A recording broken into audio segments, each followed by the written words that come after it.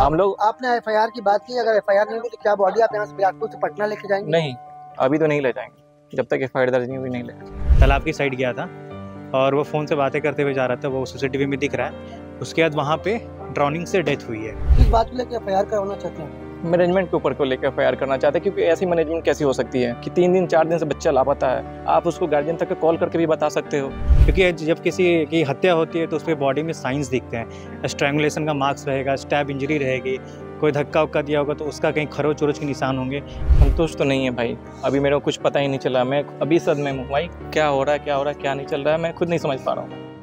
बिलासपुर जिले के central university में पढ़ने वाले एक छात्र की लाश कैंपस में स्थित एक तालाब में मिलती है, जिसके बाद सनसनी का माहौल हो जाता है। आपको बता दें कि अरसलान अंसारी नाम का जो युवक है वो बिहार के छपरा में रहता है और वो कोनी स्थित सेंट्रल यूनिवर्सिटी में पढ़ाई करने आता है और 21 अक्टूबर से वो लापता रहता है। परिजनों का आरोप है कि 21 तारीख के बाद से उन्होंने अपने बच्चे से बात नहीं की, जिसके बाद उसकी 3 से 4 दिन बाद तालाब में तैरती हुई लाश मिलती है। इस घटनाक्रम की जानकारी परिजनों को काफ़ी लेट दी जाती है। इसके बाद परिजनों का ये आरोप है कि यूनिवर्सिटी प्रबंधन ने बड़ी लापरवाही की, उन्हें कोई भी जानकारी नहीं दी। आपको बता दें कि रविवार को परिजन बिलासपुर पहुंचते हैं और आज यानी 3 से 4 दिन बाद अरसलान अंसारी का पोस्टमार्टम किया जाता है। आइए जानते हैं उनके परिजनों को क्या कुछ कहना है इस पूरे मामले में। पुलिस विभाग के आला अधिकारी क्या कुछ जानकारी दे रहे हैं। भैया वार्डन का नाम क्या है?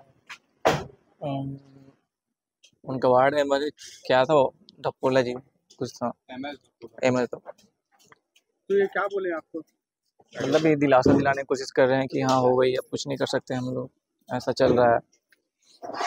अब क्या है जो है प्रबंधन इस पूरे मामले को दबाने का प्रयास कर रही है। प्रबंधन ये है ही दबाने की प्रयास कि आप हो रहा है जल्दी चले जाओ, ये हो रहा है। अब वो भी है, वो लोग भी जानते हैं कि बॉडी डिस्पोजल हम लोग में दफनाते हैं, तो हमारे ज्यादा होता है कि जल्दी दफनाते हैं, जल्दी खत्म करते हैं। ये लोग भाई खत्म कर रहे हैं। अब हम लोग आपने एफआईआर की बात की, अगर एफआईआर नहीं होगी तो क्या बॉडी आप यहाँ से बिलासपुर से पटना लेके जाएंगे? नहीं, अभी तो नहीं ले जाएंगे, जब तक एफआईआर दर्ज नहीं हुई नहीं ले जाएंगे। इतनी मांग प्रशासन से कि एफआईआर दर्ज करें। मुझे नहीं चाहिए सपोर्ट यूनिवर्सिटी, क्योंकि इतना गंदा रहती है भाई। हम जो मिट जाएगा उसको क्या ही सपोर्ट आप दे सकते हो, नहीं ला सकती दोबारा किसी को आप वापस। इसलिए मैनेजमेंट को सही करना होगा, सही होना पड़ेगा। हम लोगों ने भी पुलिस को कंप्लेन करने की कोशिश की, एफआईआर दर्ज कराने की कोशिश की, लेकिन वो लोग एफआईआर नहीं ले रहे हैं। बोल रहे हैं एफआईआर नहीं होगी तो नहीं होगी। मैं उन लोग वेट कर रहे हैं लोग। किस बात को लेकर एफआईआर करवाना चाहते हैं?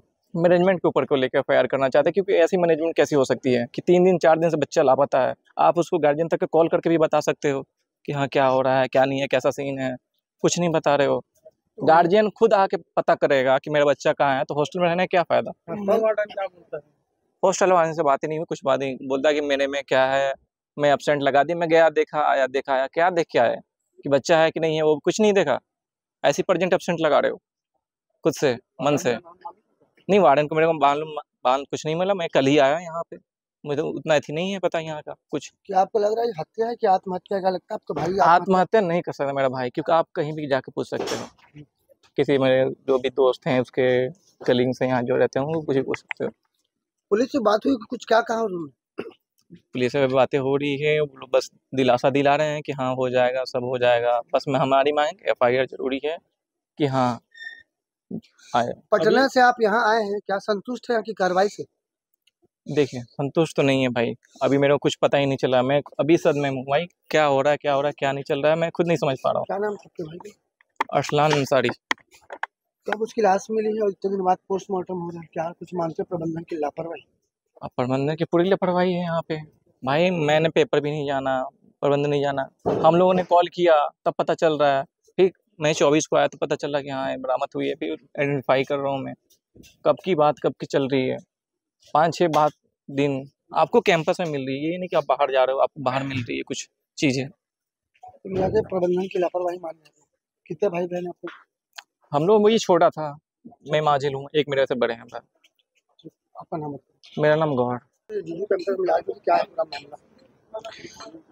हम लोग को लगभग 23-24 के आसपास सूचना मिली थी कि एक डेड बॉडी मिली है जीजू के तालाब में।